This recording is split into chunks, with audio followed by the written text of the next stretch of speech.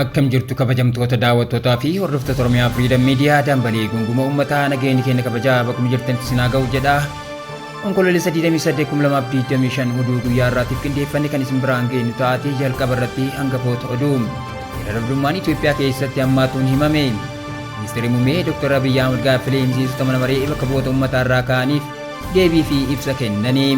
Tiraamp 2028 itti aanaa pirezidaantii ta'uuf akka hin dorgomne dubbatani. Waraanni Suudaan magaalaa murteessituu taate Alfaashir RSF'n irraa fudhatamu mirkaneesse. OFM dambalii gunguma uummataa irraa oduu isinitti himuun kan isin waliin turu Angadaa Walaabuutii amma oduu bal'inaan. Seera dhabdummaan Itoophiyaa keessatti hammaatuun himame. Itoophiyaa keessatti kufaatiin olaantummaa seeraa fi dhabamuun wabii nageenyaa gochoota seera dhabdummaa biyyattii keessatti babal'isuun lammiilee biyyattii gatii kafalchiisaa jiraachuu ragaaleen akeekani. Guutuu isaa akka ta'an isiniif dhiyeessina.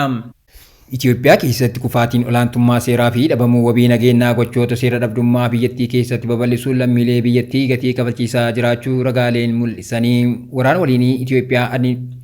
Waraana waliinii Itoophiyaan adeemsaa turteef jirtutti fayyadamuun gareewwan hidhatan hidhannoo argatanitti fayyadamanii saamicha uggura namaa fi baala sammuu namaa hadochuu biyyattii keessa sochoosaa jiraachuu isaanii maddeen himaniiru. Hidhannootti dhimma bahuun maallaqaaf jecha nama ugguruun halkan golgaa godhatanii saamicha raawwachuu fi dubartoota dirqiin gudeeduun suuqiiwwan cabsuun qabeenya saamuun horii oofachuuf qalatanii nyaachuun naannoowwan Oromiyaa, Amaaraa fi Tigraay keessatti bal'inaan raawwatamaa jira. Addatti naannoo guddicha biyyattii Oromiyaa keessatti godinaalee wal waraansi waraana bilisummaa Oromoo fi mootummaa Itoophiyaa keessatti adeemsamuu fi godinaalee naannoo Amaaraatiin waldaangeessan keessatti maallaqaaf jecha nama ugguruu fi lubbuu namaa balleessuu bal'inaan raawwatamaa jira.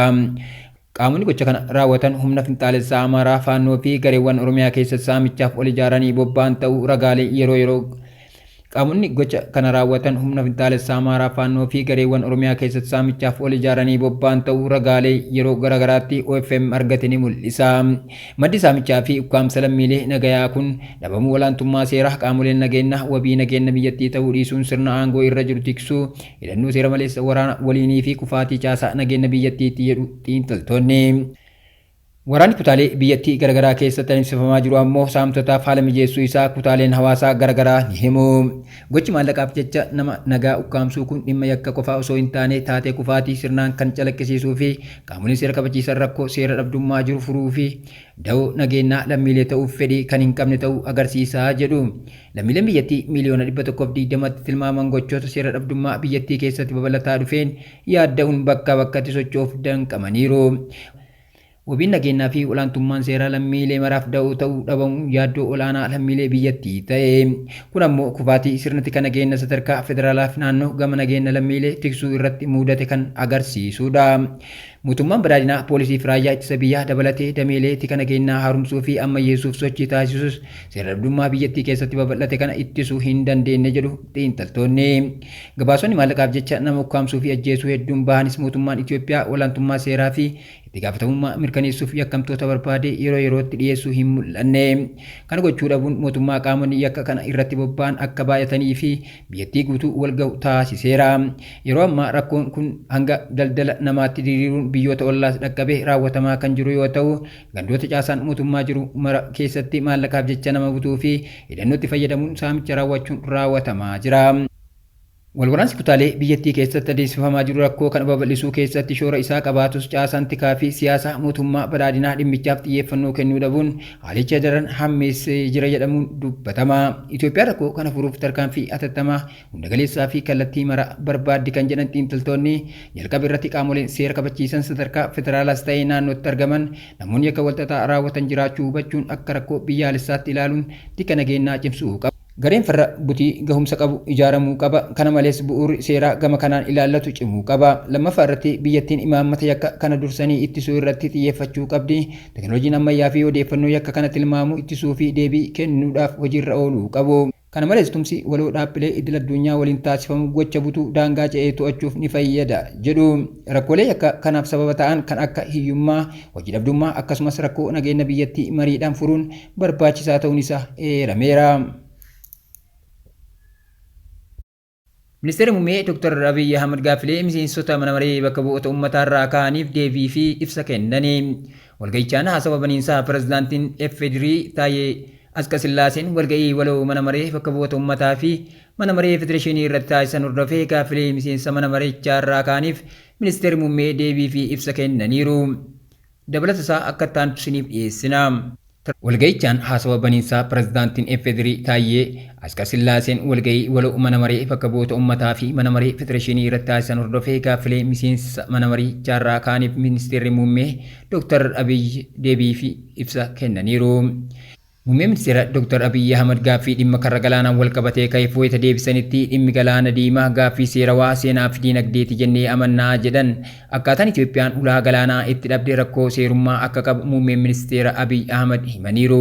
Murteen Itoophiyaan ulaa galaanaa diimaa akka dhabdu taasise kaabinee waqtii sana tureen kan hin murtoofne ta'uu himanii. Dabalataan murteen kun mana mareenis ta'ee sagalee uummataan kan hin murtoofne akka ta'es kaasaniiru. Karaan galaana diimaa itti dhabne rakkoo seerummaa akka qabu kan agarsiisu dhaabbileen murticha keessa hin hirmaanne jedhan. Dabalataan ulaa galaanaa akkamiin akka dhabne kan agarsiisu waraqaa fuula tokkoyyuu hin arganne jedhaniiru. Dhimma galaana diimaa kanas bifa tasgabbaa'ee fi mariidhaan itti deemuu barbaachisaadha kan jedhan muummeen ministeera Abiyyi. Itoophiyaan qabsoo waggoota 30 ol fudhateen galaana diimaa dhabdee galaana diimaa argachuuf garuu waggaa 30 barbaachisa jedhee hin yaadu jedhaniiru. Filannoo biyyaalessaa ilaalchisee miseensota paarlaamaa irraa gaaffii dhiyaateefis muummeen ministeera Dr. Abiyyi Ahmad filannoon biyyaalessaa yeroo isaa eeggatee adeemsifamaa jedhan. Mootummaan filannoo gochuuf humna guutuu qaba kan jedhan muummeen ministeera Dr. Abiyyi filannoon biyyaalessaa torbaffaa filannoo fooyyee akka ta'uu fi yeroo isaa eeggatee akka adeemsifamu dubbataniiru. Mootummaan filannoo gochuuf humna guutuu qaba kan jedhan muummeen ministeera Dr. Abiyyi filannoon biyyaalessaa torbaffaa filannoo fooyyee akka ta'uu fi yeroo isaa eeggatee akka adeemsifamu dubbataniiru. Qaamoleen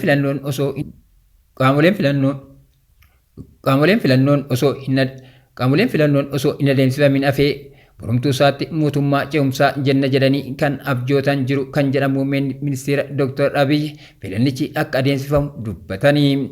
Qaamoleen kunneenis qophaatii dorgomaa jechuun waamicha dhiyeessaniiru. Gama biraatiin filannichaan booda manni maree kun bifa yeroo ammaa qabu kana hin qabaatu jedheen yaada kan jedhan muummeen ministeera Abiyyi manni marichaa sagaleewwan baay'een kan itti seenan akka ta'u abdii qabaa jedhan. Dabalataan filannicha dimokiraatawaa gochuu akka barbaachisus dubbataniiru.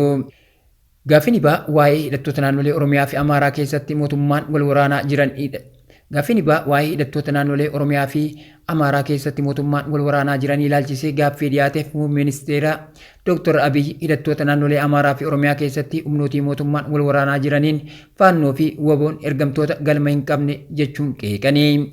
Dhimma nageenyaa wal qabatee gaaffilee miseensota mana maree bakka bu'oota uummataa irraa dhiyaataniif deebii kennaa kan jiran muummeen ministeera Abiyyi Itoophiyaa keessa ce'umsa aangoo naga qabeessa qofatu barbaachisa jedhanii. Rakkooleen nageenyaa biyyattii keessatti mul'atanii fi biyyoonni biroon qooda qabaachuu kan himan muummeen ministeera Abiyyi biyyoonni Itoophiyaan dadhabduu taatee akka jiraattu Itoophiyaan miila lamaan dhaabbachuu akka hin dandeenye barbaadanii fi hojjetan jiru jedhanii. Biyyoonni kunneen waraanaan nu injifachuu akka hin dandeenye ni beeku kan jedhan muummeen ministeera Abiyyi biyyoonni kun qaamolee biyya keessatti hidhatanii socho'anitti fayyadamuu himanii. Gama biraatiin Itoophiyaa keessa ce'umsa aangoo naga qabeessa qofatu barbaachisa kan jedhan muummeen ministeera Abiyyi. Gama biraatiin Itoophiyaa keessa ce'umsa aangoo naga qabeessa qofatu barbaachisa kan jedhan muummeen ministeera Abiyyi mootummaan qaamolee rakkoo qaba jedhu waliin mari'achuu himanii. Akka fakkeenyaattis shanee waliin mari'annee humni shanee gariin nagahan galanii aangoo irra hin jiranii jechuun dubbatanii. Hidhattoota naannolee Amaaraa fi Oromiyaa keessa socho'an shanee Amaaraa fi shanee Oromiyaa jechuun kan ibsan muummeen ministeera Dr. Abiyyi hidhattoonni kun ergamtoota galma hin qabne jedhanii mootummaan qaama karaa nagaan dhufu simachuu fi waliin mari'achuuf qophii ta'us himaniiru. Tiraamp bara 2028 itti aanaa pirezidaantii ta'uuf akka hin dorgomne dubbatan. Pirezidaantiin Ameerikaa Doonaald Tiraamp deeggartoonni isaanii yeroo biraaf aangoo irra akka turuu barbaadanillee yaada kana kuffisaniiru. Bal'ina isaa akka ta'an isiniif dhiyeessina. Pirezidaantiin Ameerikaa Doonaald Tiraamp deeggartoonni isaanii yeroo biraaf aangoo irra akka turuu barbaadanillee yaada kana kuffisaniiru. Akka heera Ameerikaatiin namni kamiyyuu pirezidaantii ta'ee marsaa sadaffaaf filatamuu hin danda'u. Dhimma kanaaf deebii kan kennan pirezidaantichi ani mirga qaba malee hin raawwanne namoonni waan jaallatan natti hin fakkaatu sirriis miti jedhan. Carraan marsaa sadaffaaf dorgomuu danda'u jira jedhamanii kan gaafatamanii pirezidaantichi akka jedhanitti yoon hojjedhe nan gammada lakkoofsi kiyya baay'ee gaariidha. Ittaanaan pirezidaantii J.D. Vaansii fi ministeerri dhimma alaa Maarko Ruubiyoo namoota aangoof dorgomuuf hunda caalan ta'uu dubbataniiru. Lamaan isaanii garee ijaaruu yoo danda'an wanti isaan dhaabu waan jiru natti hin fakkaatu. kun dhimma amantii gadi fagoo ta'uu isaa nan amana jechuun deebii kennuu isaanii Reuters gabaaseera. Oduu baatiin Trump osoo waraanni ka'ee shakkii tokko malee mo'annaa jedhan. Trump daawwannaaf gara Jaappaan deemanii muummee ministeera biyyattii Taakaachiin kan simataman Trump xayyaarri isaanii doonii waraana Ameerikaa USS George Washington jedhamu irra qubatte. Achitti loltoonni Ameerikaa hedduun isaan simatanii doonii waraana Ameerikaa kun xiyyaarota waraanaa hedduu baachuu danda'a misaayilotas ofirraa qaba. Nagaa cimina keessan argamu jedha barreeffamni doonii waraana sana irra jiru. Osoo waraana keessa jirra ta'e silaa ni mo'anna ture jedhan Donald Trump. Ameerikaa ittisuu ilaalchisee akka bulchiinsa USA darbee siyaasaaf jecha dubbii sirrii ta'a jennee dubbanna miti dhimma irraa hin qabnu isinoo jedhan Donald Trump. Amma irraa jalqabee osoo waraana wayii keessa jiraanne ni mo'annaa jedhan. Muummee ministeera Jaappaan Taakaachiin rakkoo nageenyaa hin eegamne hamaa keessa jirra jette. Nagaan jechootaan qofa hin dhufu kutannoo hin sochoonee fi hin gochaan dhufaa jette. Jaappaan misaalota ammayyaa Ameerikaa irraa argataa jirti. Humna ittisaa isii jabeessuu fi kana caalaa qophii ta'uuf akka hojjeta muummee ministeera Jaappaan himaniiru. Waraanni Sudaan magaalaa murteessituu taate Alfashir RSF'n irraa fudhatamuu mirkaneesse. Humni waraanaa Sudaan magaalaa murteessituudha jedhamti ji'oota 18f qabatee ture garee humna addaa Sudaan RSF'n irraa fudhatamuu mirkaneesseera. Guutuu isaa akka taanutti isiniif dhiyeessina. Kabajamtoota daawwattoota keenya tamsaasni keenya akka namoota hedduu bira gahuuf peejii keenya follow share gochuun akkasuma YouTube chaanaalii keenya subscribe godhuu hin dagatina. Oduun guyyaa kanaaf qabanne kanneen turanii waan nu daawwattaniif galatooma. Jedhamti ji'oota 18f qabatee ture garee humna addaa Sudaan RSF'n irraa fudhatamuu mirkaneesse. Hoogganaan humna waraanaa Sudaan gama lixaa biyyattiin magaalaa dhumaa qabatee ture Alfashir keessa bahu mirkaneesseera. Kun erga RSF magaalattii to'achuu labseen booda. Ergaa karaa televezyiiniin dabarseen Jeneraal Abdul Fattah Al-Burhaan mancaatii fi ajjecha namoota nagaa tooftaan gaggeeffamu hambisuudhaaf gadhiisanii bahuu mirkaneesse. Jeneraal Al-Burhaan akka jedhanitti gadhiisanii bahanii lammiilee nagaa fi magaalattii haftee mancaatii irraa oolchuuf gara bakka naga qabeessa ta'etti akka deeman hooggantoota naannoo sanaa waliin walii galaniiru. Dhaabbanni biyyoota gamtoomanii UN'n guyyoota dhiyoo asitti gabaasa ajjecha RSF namoota nagaa irratti raawwatu yaaddessaa ta'uu kaaseera. RSF'n garuu namoota nagaa ajjeesaa ture jechuun himannaa dhiyaateef haaleera. RSF'n qabamuun Alfashir waraana biyya keessaa Sudaan keessatti jijjiirama guddaa ta'uu mala. Kunis ebla 2023 irraa jalqabee lammiilee 10,000 lakkaa'aman kan galaafatee fi gara miliyoona 12 ta'an qe'ee isaaniirraa buqqa'eera.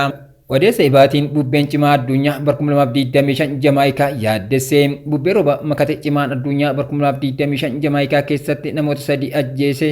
Raagdonni haala qilleensaa Ameerikaa bubbeen kun hamaa fi lubbuuf kan yaaddessu ta'uu mala jedhaniiru. Qilleensi jabaa sa'aatiitti kiiloomeetira 282 bubbisaa deemu Haarikeen Malisaa jedhamu kun gosa bomboleettii 5 humna isa cimaa qabudha. Odola Karabiyaan kanatti bubbeen cimaa kun hammaachuun sigigala lafaa fiduu akka danda'u sodaatameera. Jamaayikaan alatti Heeyitii fi Doominikaan Rippaabilikiitti sababa bubbee kanaan namoonni du'uunis gabaafame. Ogeeyyii yeroo bubbeen kun suuta deemu naannichatti roobni yeroo dheeraaf turu roobuu danda'a. Kun ammoo lolaa bishaaniitii fi sigigala lafaa balaafamaa ta'e hordofsiisuu mala jedhaniiru. Kabajamtoota daawwattoota keenya tamsaasni keenya akka namoota hedduu bira gahuuf peejii keenya follow share gochuun akkasuma YouTube chaanaalii keenya subscribe godhuu hin dagatinaa. Oduun guyyaa kanaaf qabanne kanneen turanii waan nu daawwattaniif galatooma.